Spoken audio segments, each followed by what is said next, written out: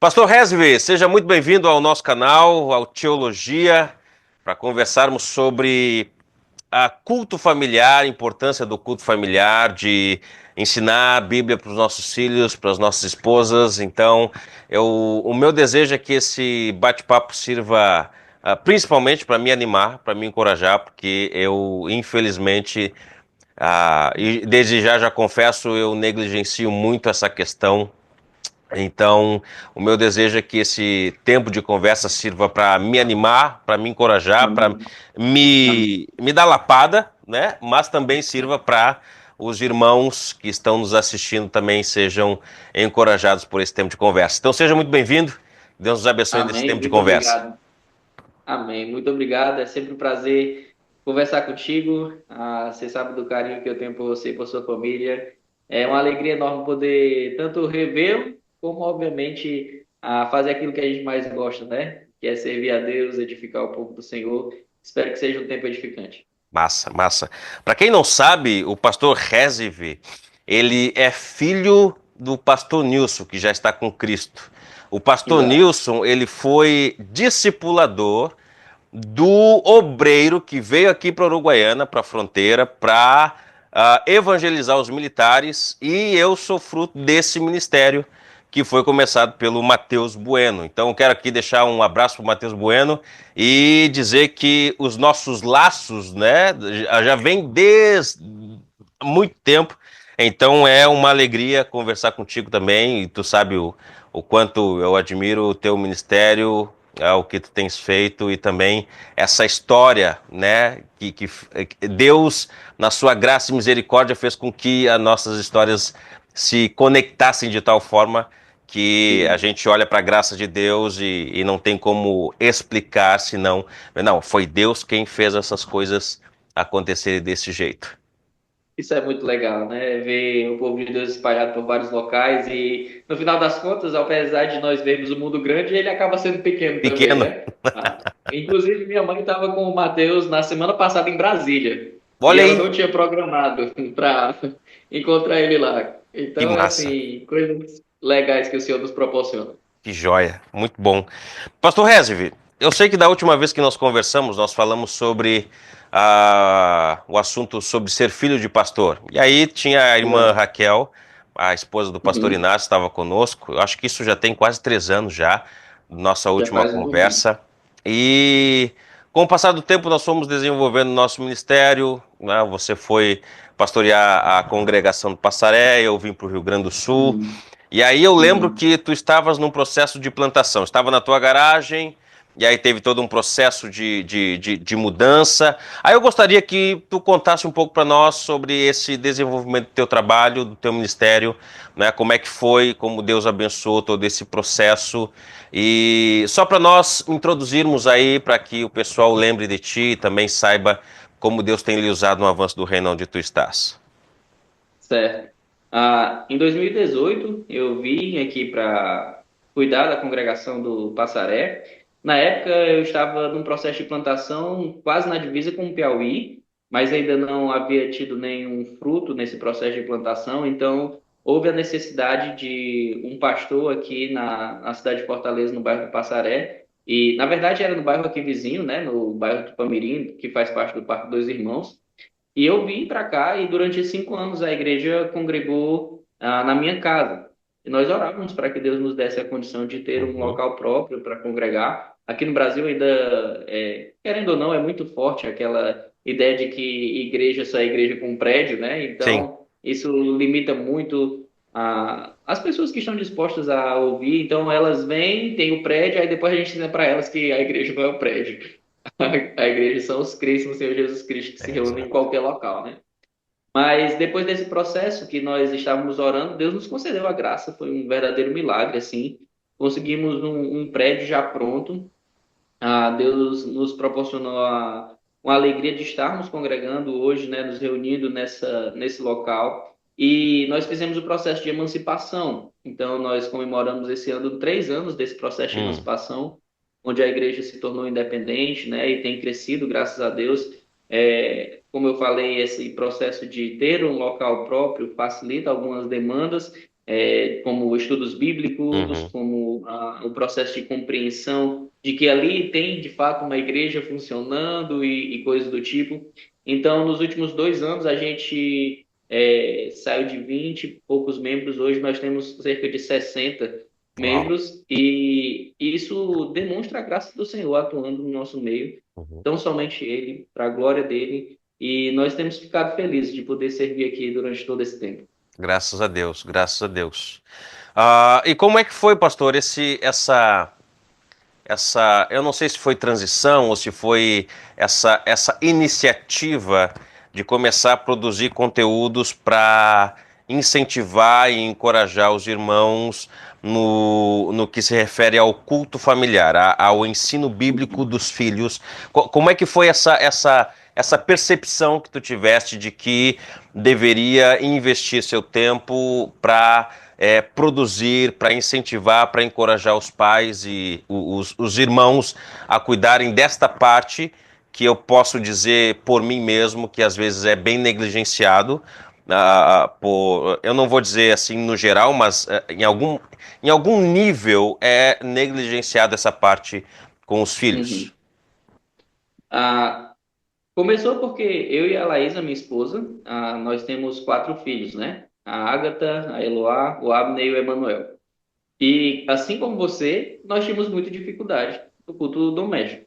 Então, aquilo me frustrava muito, porque eu ia pregar sobre a importância de estarmos estudando a palavra de Deus com os nossos filhos e tudo mais, e o que que me soava? Por hipocrisia, né? Então, como é que eu vou ensinar sobre isso se eu tenho tido tanta dificuldade de viver dessa maneira? Uhum, E com o tempo eu pude perceber que a internet me auxiliou muito em tirar dúvidas sobre isso, e eu vi o quanto que foi produtivo.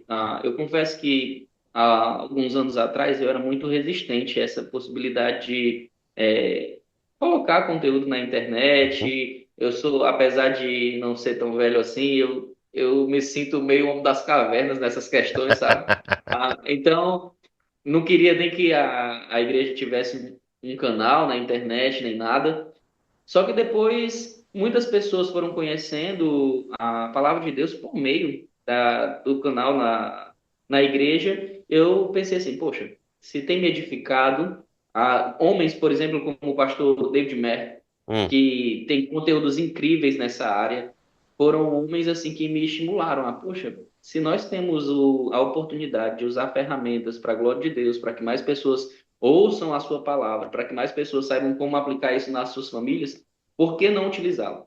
Porque nós temos tanta má informação na internet, nós uhum, temos tantas coisas desapropriadas para que o cliente consuma, e acaba que, de certa maneira, muitas pessoas utilizam a internet de modo péssimo, né? E isso é triste. Então, que a gente encharque a internet com bom conteúdo, que a gente uhum. encharque a internet com teologia de verdade, coisas que verdadeiramente edificam.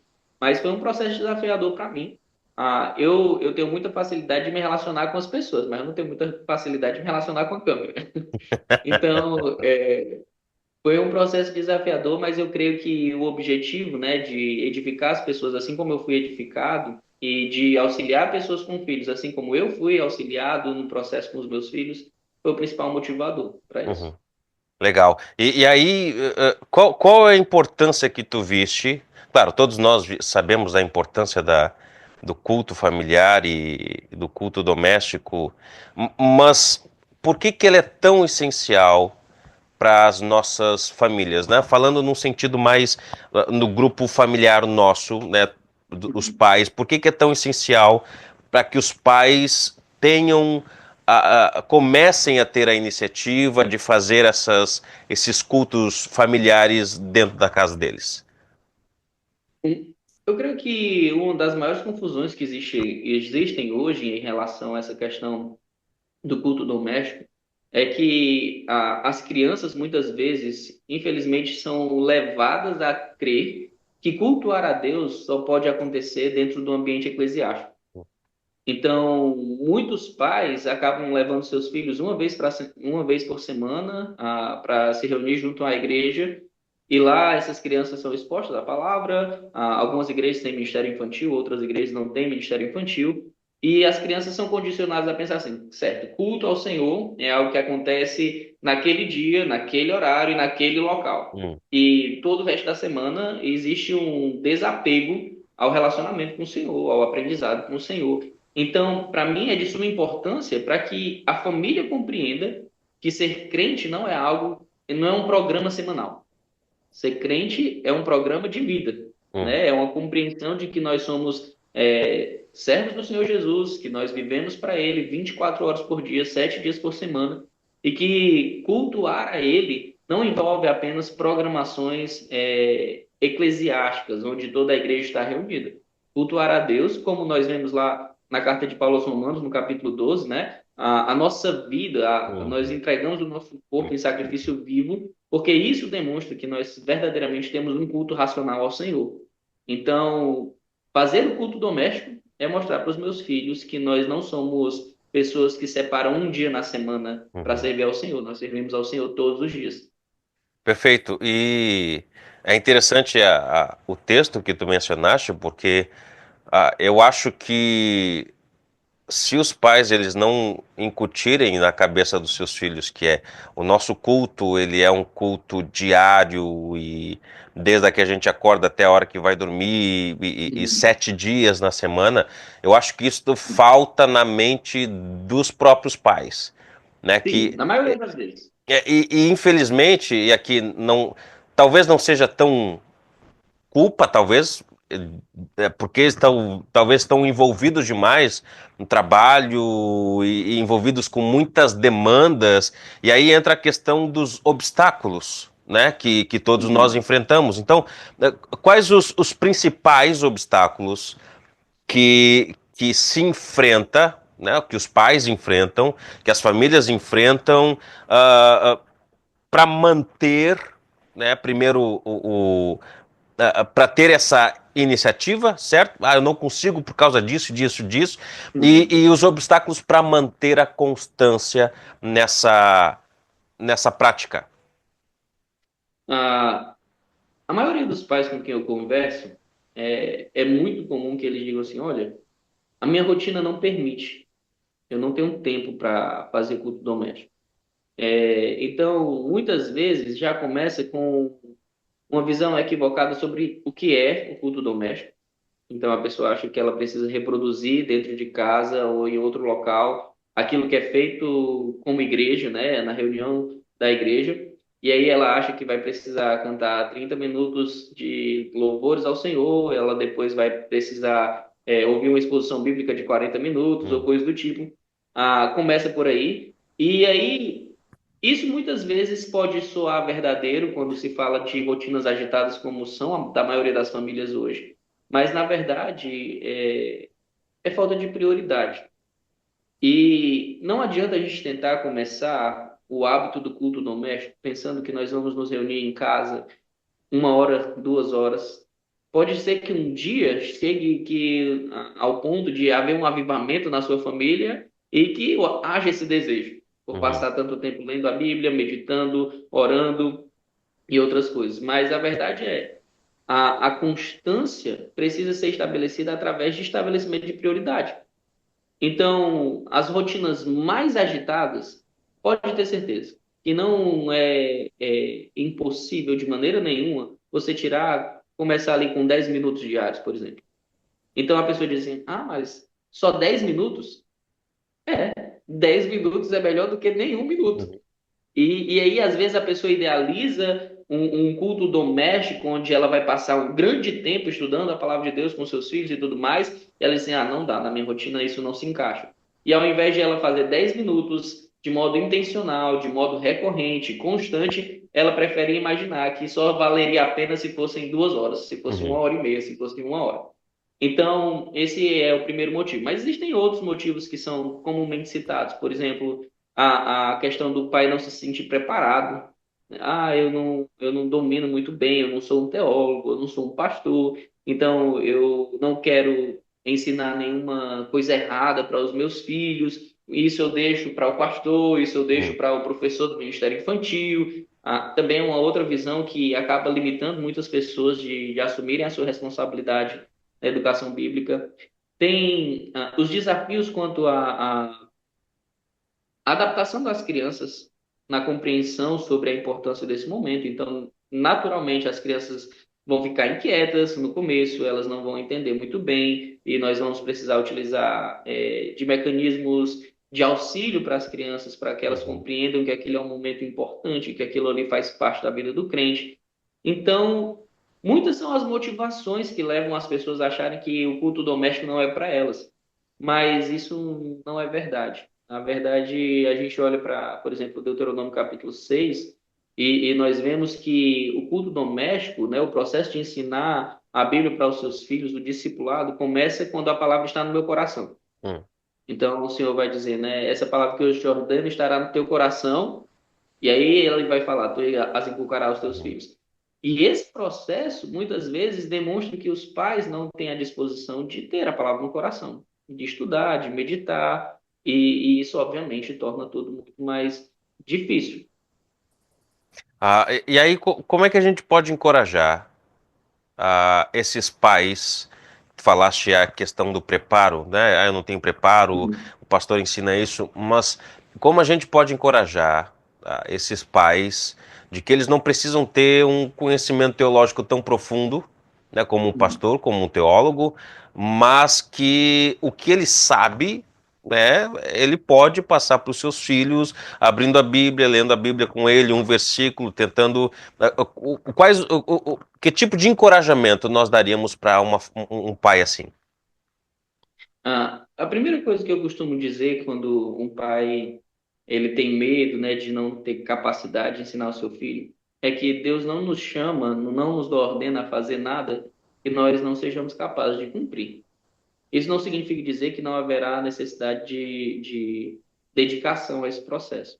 Mas você não precisa ser um pastor, você não precisa ser um teólogo para ensinar a palavra de Deus, justamente porque você tem o Santo Espírito do Senhor. Uhum. Então, quando eu e durante um tempo também, né, eu ficava imaginando assim que era difícil para algumas pessoas realmente essa percepção de que eu não quero ensinar nada errado. Então eu prefiro não ensinar do que Uhum. ensinar errado. E quando você olha, por exemplo, para a carta de Tiago, né, ele diz assim: olha, quer sabedoria? Peça a Deus. Comece se colocando aos pés do Senhor. Senhor, tem misericórdia. Eu reconheço que a tua palavra me dá uma ordem. Eu reconheço que essa é a minha responsabilidade de educar biblicamente os meus filhos. Eu tenho medo, eu me sinto muitas vezes incapaz de cumprir com esse chamado que o Senhor me fez, essa ordenança que o Senhor me dá, mas eu sei que o Senhor é aquele que vai me capacitar para cumprir essa função. Outra coisa importante é quando a gente vê o apóstolo Paulo escrevendo, ele diz e deixa muito claro, né, o que a palavra do Senhor nos disse, de que o Senhor tem o seu poder aperfeiçoado na nossa fraqueza. Uhum. Então, é justamente quando nós reconhecemos que a capacidade não está em nós, e sim no Senhor, que nós vamos ser humildes o suficiente para fazer aquilo que é necessário. Quando nós achamos que tudo depende de nós, isso é orgulho, isso é Uhum. soberba, e a palavra de Deus diz que isso precede a ruína. Uhum. Não vai dar certo.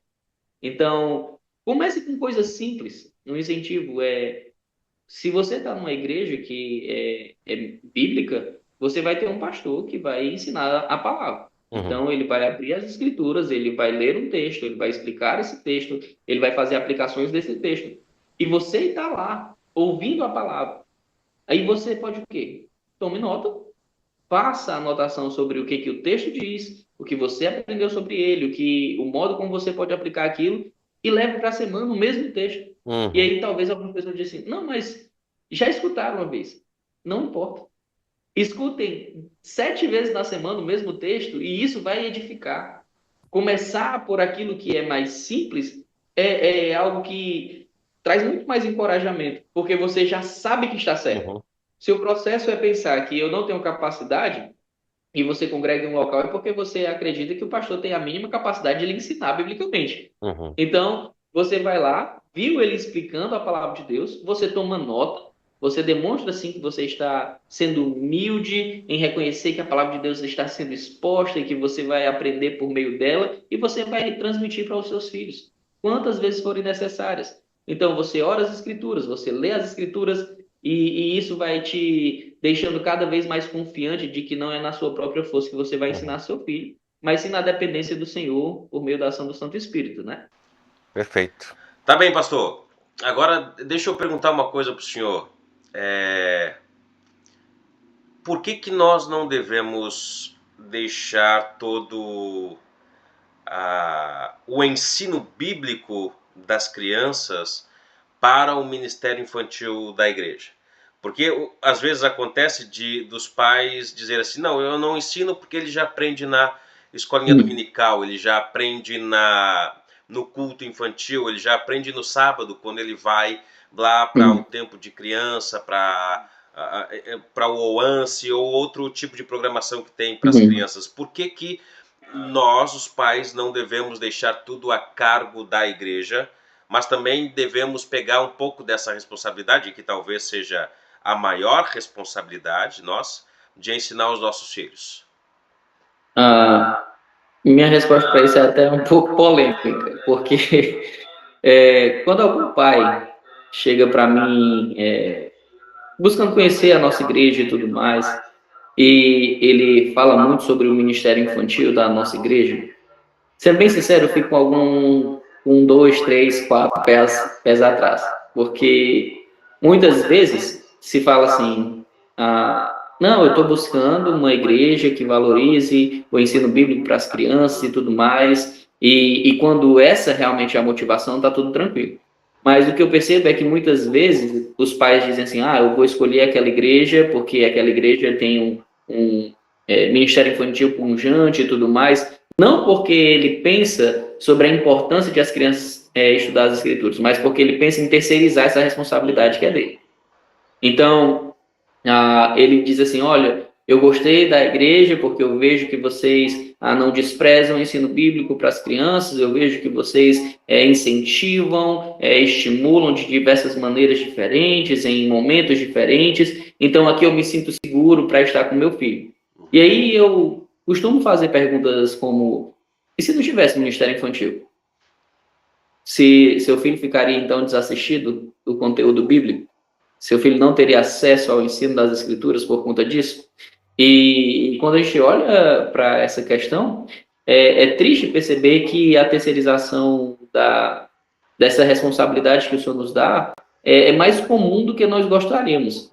Então, os pais vão lá, teoricamente eles estão preocupados, mas eles simplesmente estão ignorando o que diz lá em Deuteronômio 6, o que diz lá em Efésios capítulo 6, o que nós vemos no livro de Provérbios sobre o ensino dos filhos, o que nós vemos lá em Salmo 78.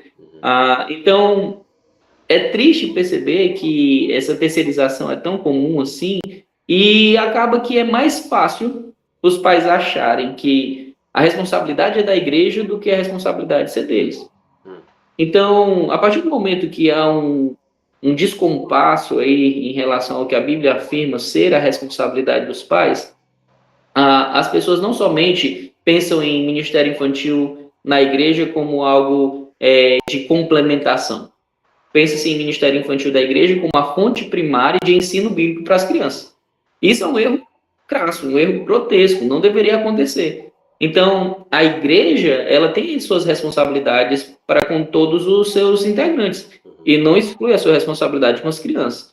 Nós somos um mesmo corpo, composto por muitos membros, e temos responsabilidade de incentivo, de exortação, de consolo, e enfim, todas as responsabilidades que a palavra de Deus nos ordena, mas principalmente o texto de Deuteronômio capítulo 6 e o texto lá de Efésios capítulo 6, para mim são mais do que claros quanto à ordenança e à responsabilização dos pais no ensino bíblico dos seus filhos. Então, se eu não assumo essa responsabilidade, não são 40 minutos que o meu filho vai passar, 50 minutos que ele vai passar em uma programação da igreja que vou educá-lo biblicamente. Você tem 7 dias na semana. Aí você leva ele lá 1, 2 vezes na semana para ouvir a palavra de Deus, em um contexto onde normalmente são muitas as crianças, onde não é um ensino direcionado, não é individualizado, então você não tem muitas vezes um diálogo muito aberto com a criança para saber se ela de fato está compreendendo aquilo, se ela está levando para a vida dela, ou se ela só está ali presente porque ela gosta da diversão com os amigos ou coisa do tipo. E acaba que os pais vão lá e no futuro, muitas vezes o que acontece é esse jovem, essa criança que não foi exposto de fato a uma constância do ensino bíblico, muitas vezes sequer foi salvo.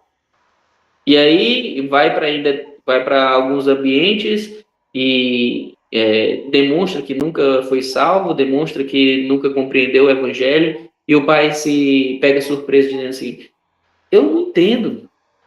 Eu levei meu filho para a igreja toda semana. Eu não entendo como é que isso pode ter acontecido.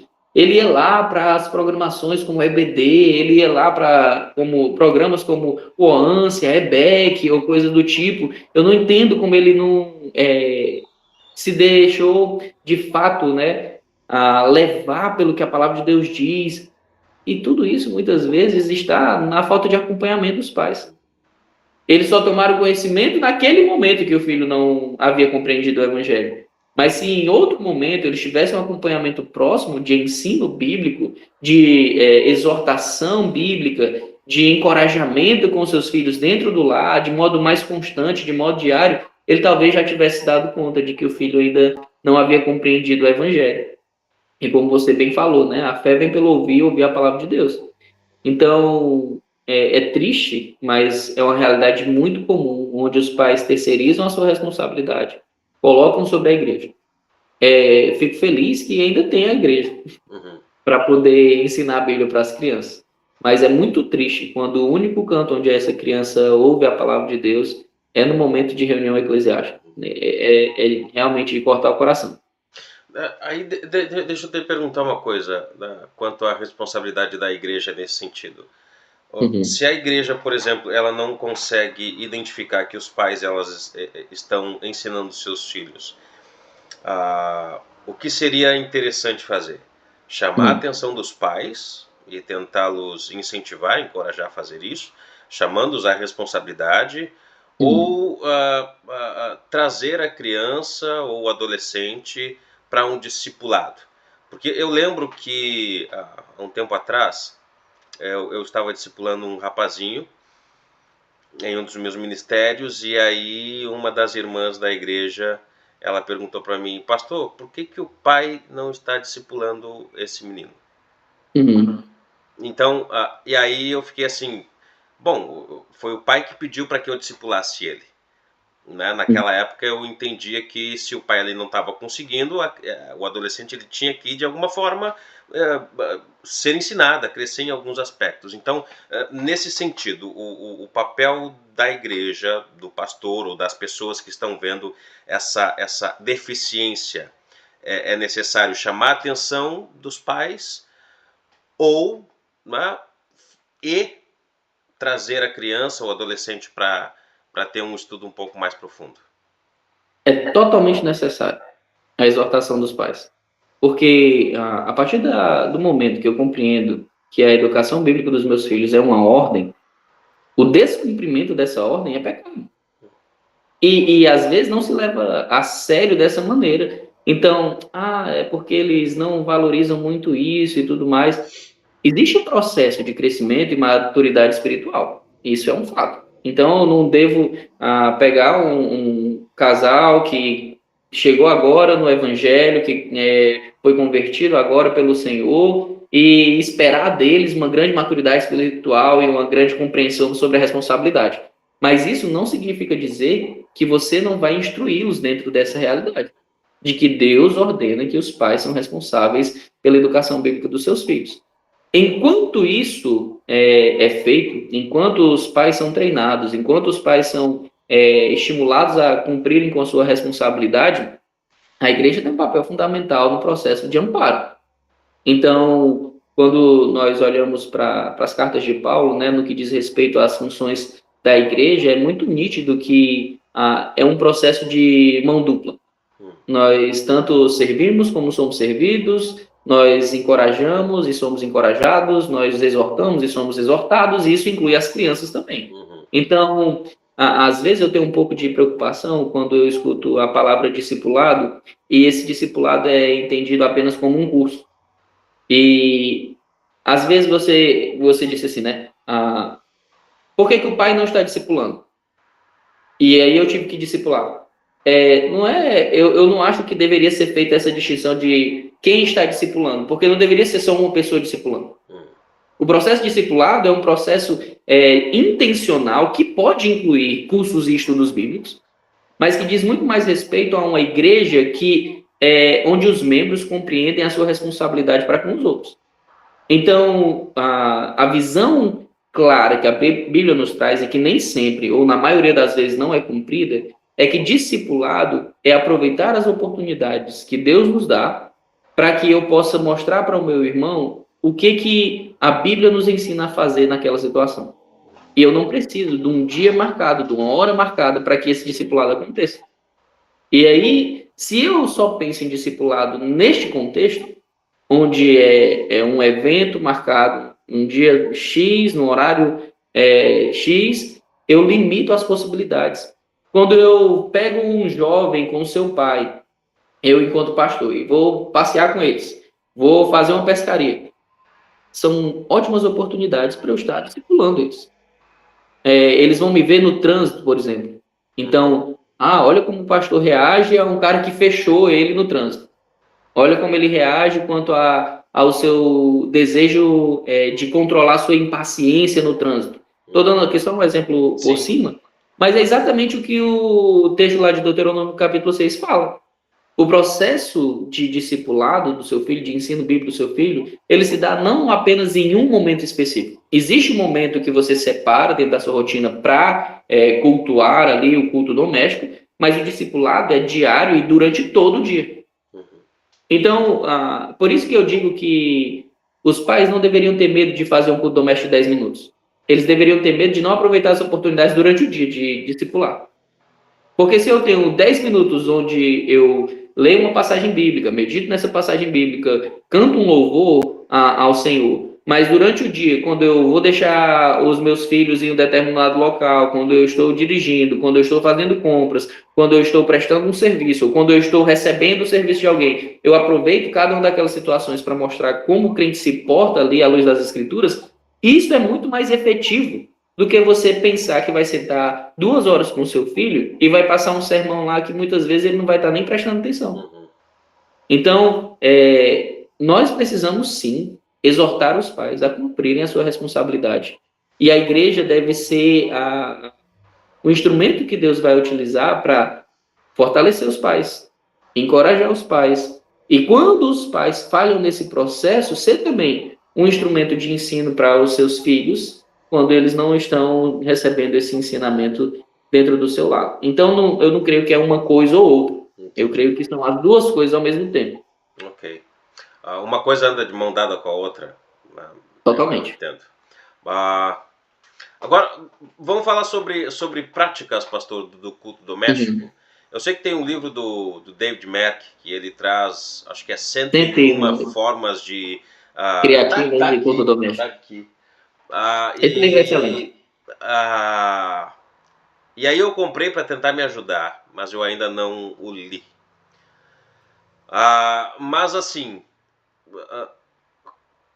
quais as sugestões que tu darias para um pai que quer começar um culto doméstico? Por exemplo, eu vou dar um exemplo meu. O que eu faço normalmente é na hora do almoço, depois que nós almoçamos, eu pego a Bíblia, leio o provérbio do dia e eu tento explicar aquele provérbio do dia e eu deixo aberto para minha filha, a Liz, levantar a mão sempre quando ela não entender uma palavra.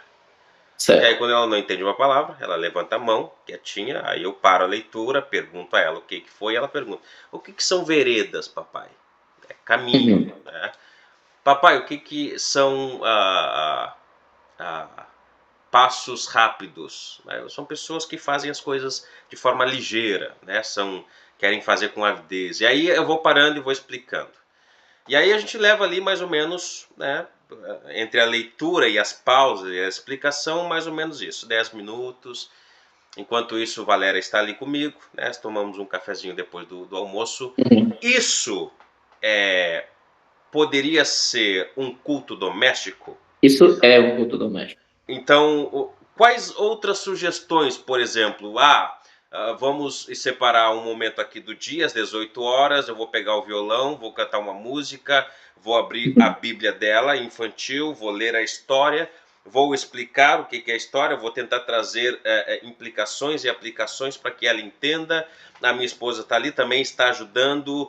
Poderia se configurar também um culto doméstico? Então, Uhum, quais sugestões nós poderíamos dar, uma vez que as pessoas talvez não saibam como começar, ou não uhum. sabem se dá para fazer na hora do almoço, dá para fazer na hora do café da tarde, dá para fazer em algum momento do dia. Porque a ideia, se nós queremos encorajar as pessoas a fazer isso, a gente também precisa sugerir momentos que para elas são momentos inusitados. São Sim. momentos que não daria certo. Mas dá Uhum. para aproveitar os momentos em que estamos juntos, né? Se, por exemplo, como eu dei o exemplo aqui do almoço, se fazem alguma refeição juntos. Então, algumas sugestões, pastor. Excelente. Deixa eu só fazer um parêntese aqui. Quanto à definição de culto doméstico. Muitas vezes, quando você escuta a palavra culto, você presume que só vai ser considerado um culto aquilo que segue a liturgia da sua igreja local. Então, aí é onde entra uma grande dificuldade que os pais enfrentam na compreensão e, às vezes, no desestímulo para começar a cultuar dentro do seu lar. Porque ele acredita que vai precisar seguir a mesma liturgia que se segue no domingo, quando ele se reúne com a igreja.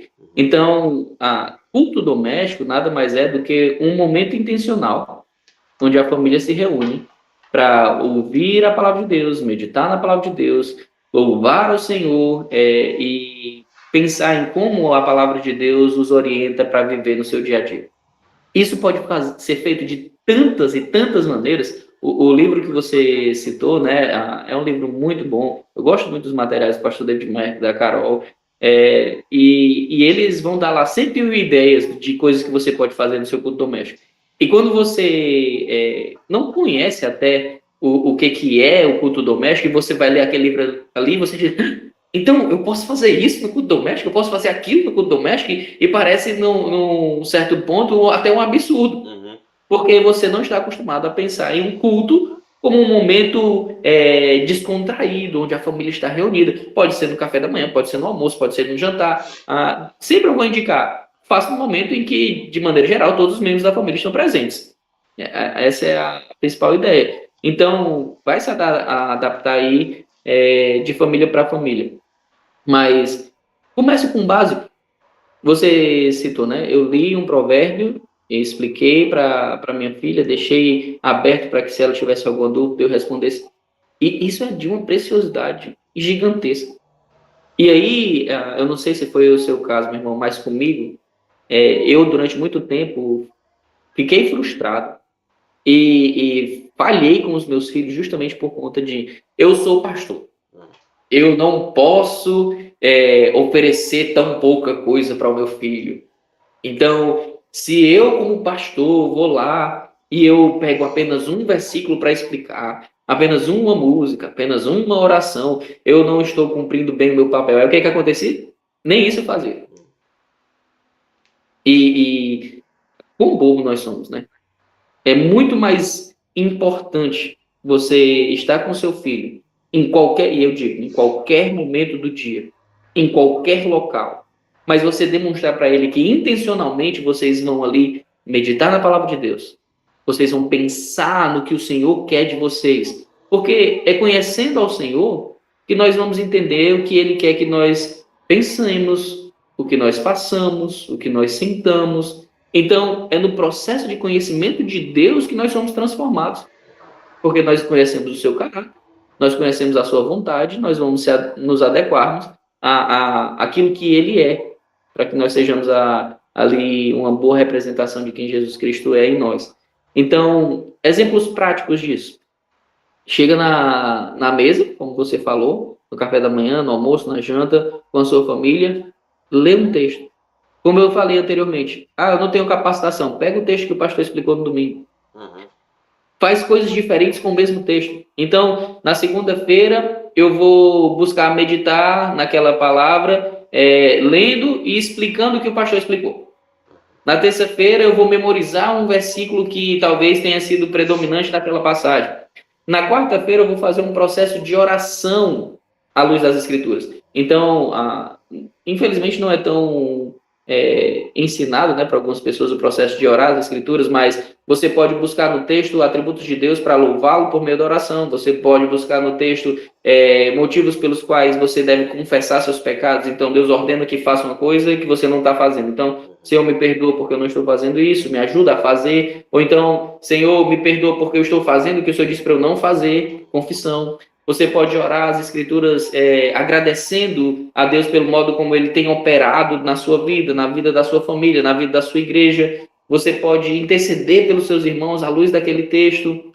Então, são N motivos e o mais importante é a constância, muito mais do que o tempo que você vai fazer.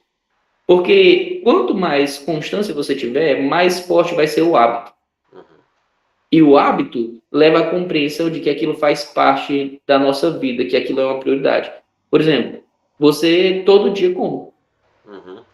porque você sabe da importância que é comer. Porque você sabe que você precisa se alimentar para o seu corpo receber nutrientes e assim você desempenhar suas atividades do dia. Você não diz, o meu dia está muito corrido e por isso eu não vou comer. Acontece de uma vez ou outra você pular uma refeição por conta disso. Mas você não fica uma semana sem comer, né? Você vai se alimentar e isso faz parte da sua vida porque você entende que é necessário. Quando você entende que o culto doméstico é necessário, você vai fazer a mesma coisa. Você vai dedicar tempo, mesmo que sejam 10, 15 minutos, 20 minutos. E eu recomendo a leitura daquele livro. Tem muitas boas ideias, ideias muito legais, simples e que transformam o momento de culto doméstico. Perfeito. Eu até estava procurando ele aqui para mostrar para o pessoal que está nos assistindo, mas eu não vou encontrar. Mas Se eu ele não me está por engano, ele tem uma aqui. Ele capinha está por roxa. aqui. Pastor, eu sei que existem vários materiais que podem nos ajudar, como o senhor falou agora, pegar o sermão do domingo, né? Por exemplo, no meu caso, eu pego o livro de Provérbios e leio Uhum. depois do almoço com a minha filha e com a minha esposa, e sempre tentando. E isso é interessante o que tu falaste do formato, né? O formato do culto doméstico ele não precisa ser tal qual é na sua igreja. Uma Exato, com música, certeza. vou ter o tempo de oração, ou vai explicar existem maneiras, e aqui eu fico até um pouco mais aliviado, porque em certa medida eu também achava que deveria ser uma liturgia mais organizadinha, né? Uhum.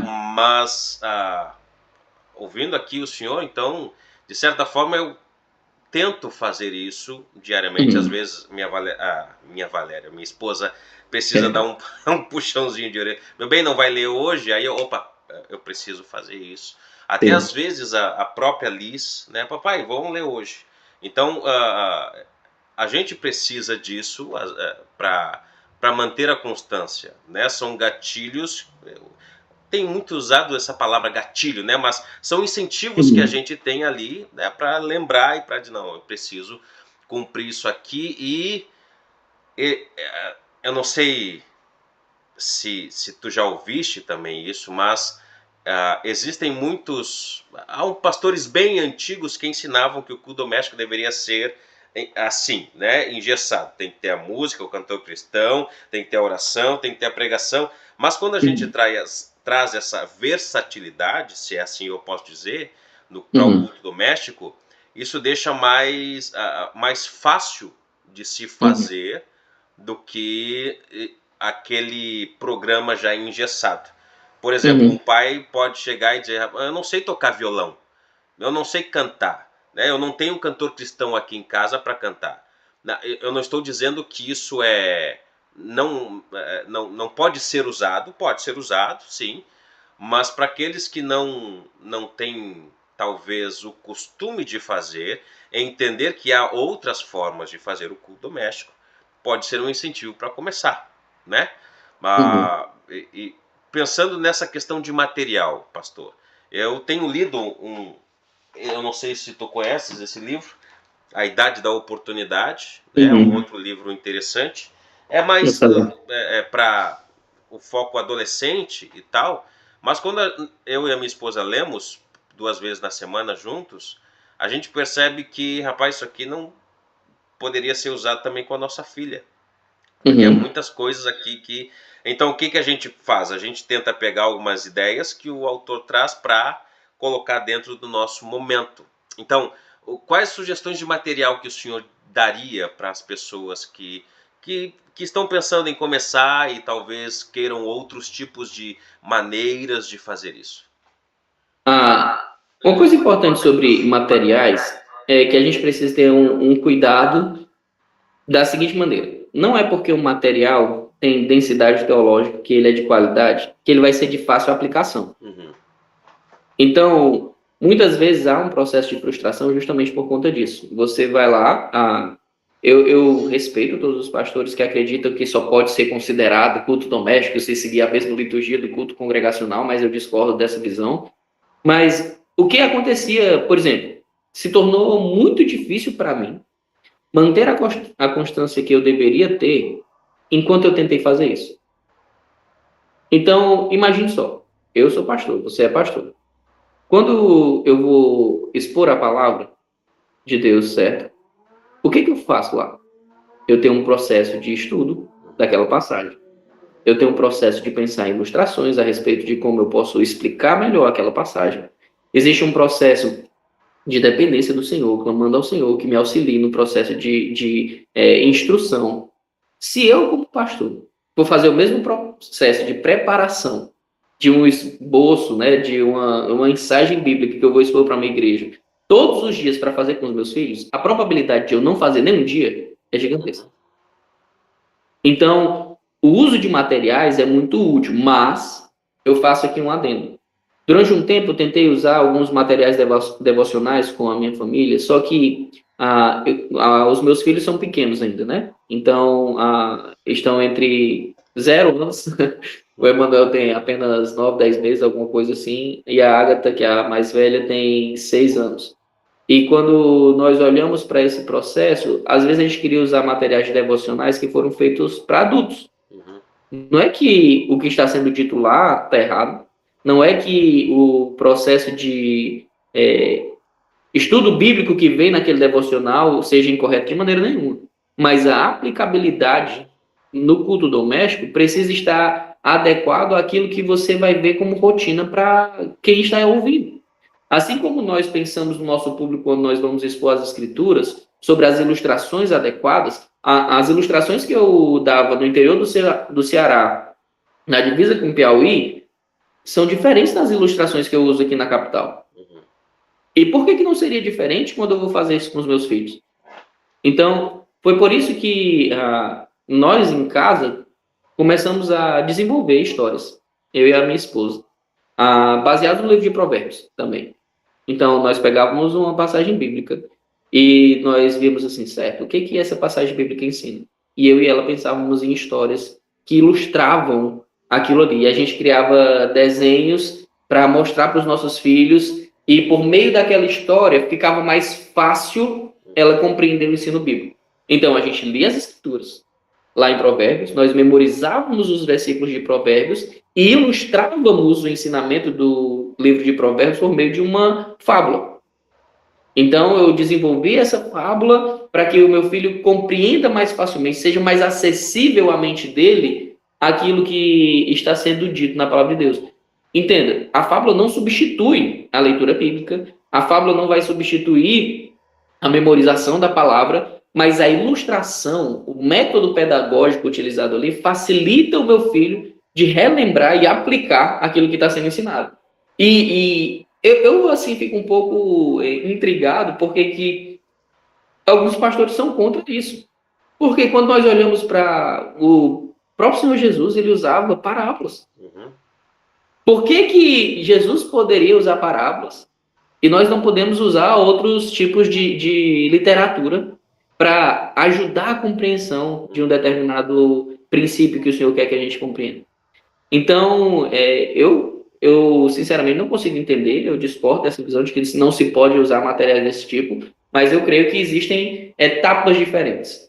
Então, momentos diferentes requerem ferramentas diferentes.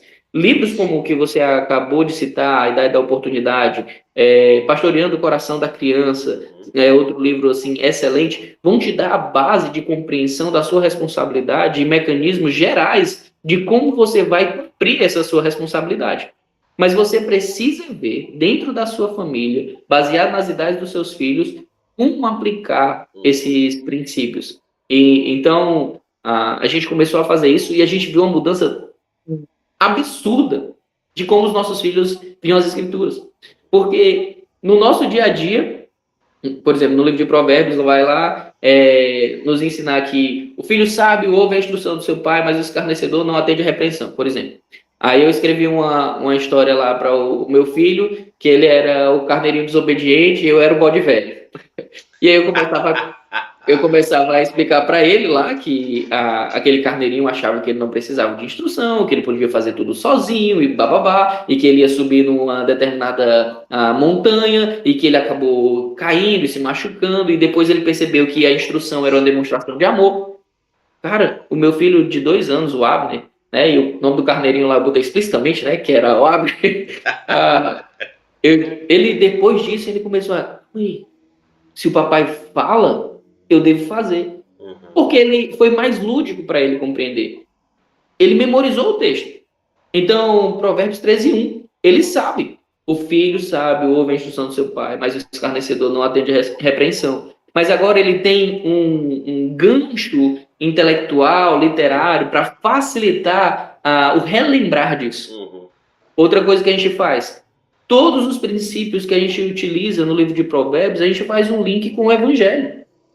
Então, como é que Jesus Cristo é o nosso exemplo naquele princípio?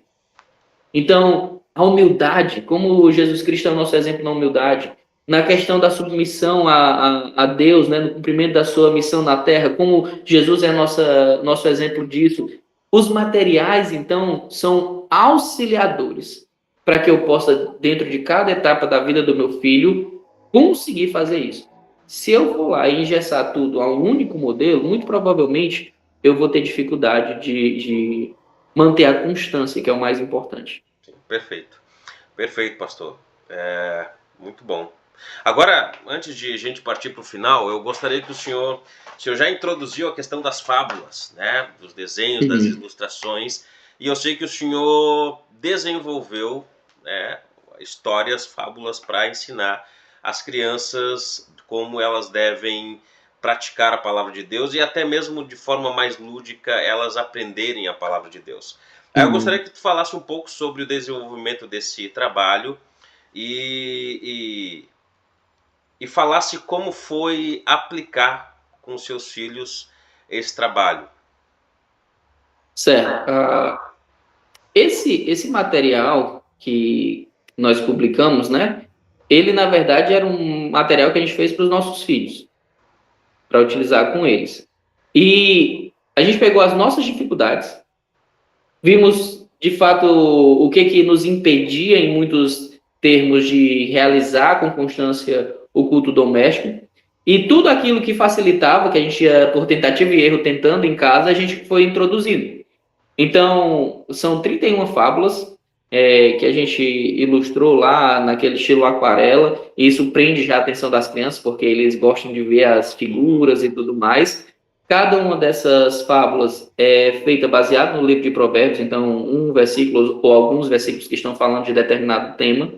E no final de cada fábula existe a moral da história, ou seja, é uma aplicação rápida daquilo que foi falado. Existe um guia de perguntas para que você faça para os seus filhos, para você saber se ele entendeu o que estava sendo dito. E outra coisa que a gente sentia dificuldade era justamente de como é que eu vou revisar isso com meu filho? Então, a gente pegou alguns materiais. Tem um material que a gente tem lá em casa que ele é da década de 50 ou de 60 do século passado. E que ele tinha um mecanismo muito legal sobre instrução de oração nesse processo, né, de como orar baseado naquele texto que você acabou de ler. Tinha perguntas e respostas interativas. Então, além desse livro, com 31 fábulas lá no livro de Provérbios, nós escrevemos um guia para nós. para mim e para a Laís, de como nós podíamos relembrar ao longo do dia aquilo ali. Então, o meu filho, ele se gaba muito, por exemplo, de quem ele é, de uma conquista que ele fez. E ele começa a se achar melhor do que os outros. Como é que eu respondo isso biblicamente? Então, eu vou lá e eu relembro, dentro da rotina, aquilo que nós estudamos por meio da passagem. Mas precisa-se entender que a situação que a criança de 2 anos vive é diferente da situação que o de 6, 7 anos vive, que é diferente da situação do que de 12 anos vive. Então, nós já escrevemos também, dividido por faixa etária, aplicações para cada uma das faixas etárias. E existe também um modelo de oração lá sugerida para os pais, de como eles podem conduzir as crianças a entenderem que o processo de oração é também um clamor ao Senhor, para que auxilie eles a aplicar aquilo na vida deles. Então, eles vão lembrar dos personagens das histórias, isso facilita. Eles memorizam rapidamente os versículos, memorizam rapidamente as histórias, porque é algo que eles querem que a gente leia o tempo todo.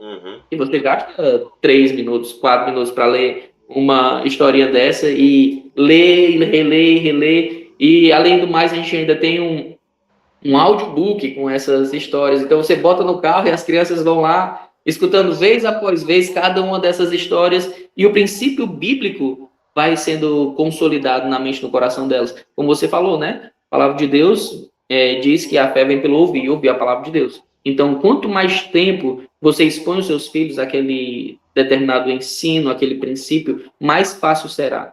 E tudo aquilo que era facilitador para nós, que nós vimos que nos beneficiaram, nós fizemos isso e registramos, e depois do incentivo de vários irmãos, a gente acabou publicando. Nós gostaríamos muito de ter publicado de modo físico esse material, mas infelizmente é muito caro para publicar fisicamente, né? Qualquer material exige uma quantidade mínima de impressões para que tenha uma viabilidade. Então, nós decidimos publicar ele de modo totalmente online. É o que nós temos feito. Muito bom. E qual está disponível para compra? Está disponível para qualquer um que quiser adquirir? Como é que faz, pastor, isso aí? Nós temos um site chamado fabulasdevalor.com, que tem todas as informações sobre o material. Lá, se você se interessa pelo material, você vai descobrir o que é, tudo que tem dentro, como funciona, e você, por meio desse site, já pode fazer a aquisição desse material. Então, se você tem interesse, é só entrar lá no fabulasdevalor.com. E eu gostaria de lhe enviar de modo físico, mas vai ser o meu presente para a Liz. Eu vou enviar de maneira digital aí para vocês utilizarem com ela. Muito obrigado, pastor. Muito obrigado. Se tu, aí que está nos assistindo, quiser, tiver interesse, e eu encorajo você a ir lá, ler e, quem sabe, adquirir. Vai estar aqui na descrição do nosso vídeo, tá bom? Vai estar também a descrição do Instagram do pastor. Lá você também tem bastante conteúdos dos quais você pode fazer uso. E o meu desejo é que você seja abençoado pelo conteúdo que o pastor Rezvi tem desenvolvido, tá bom? Pastor Rezvi, muito obrigado pelo seu tempo. Obrigado por investir tempo conosco aqui, conversando, nos instruindo, nos encorajando, me encorajando, principalmente, me animando a continuar fazendo esse trabalho. E o meu desejo é que Deus continue lhe usando para o avanço do reino, onde o Senhor está, na sua casa, e mais pessoas sejam abençoadas pelo seu ministério. Amém. Se eu posso deixar aqui algumas palavras de encorajamento final, acredite, não é porque eu ensinei tudo isso que não deixa de ser para mim uma luta até hoje. Eu preciso lutar e perseverar, e não acho que é tarde demais para você começar, certo? Todo tempo é tempo de pregar a palavra de Deus para os nossos filhos. A palavra de Deus nunca volta vazia, então perseverem. É a coisa mais preciosa que nós podemos dar para os nossos filhos, é a educação bíblica, é apresentar o nosso Deus para eles, porque é isso que transforma a eternidade deles, né? Tudo aquilo que nós damos para eles referentes a esse mundo é passageiro, mas aquilo que nós oferecemos para os nossos filhos, à luz da palavra de Deus, é eterno. Então, é o que nós devemos focar. Massa. Obrigado, pastor, e mais uma vez, a minha alegria é tê-lo aqui, e o meu desejo é que Deus continue abençoando o senhor, sua família, seu ministério, até que ele venha. Igualmente. Igualmente, meu irmão, muito obrigado pelo privilégio de estar aqui com você.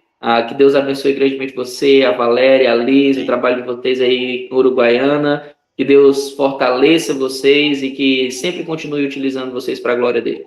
Amém. Amém. Um forte abraço. Deus abençoe vocês. Amém.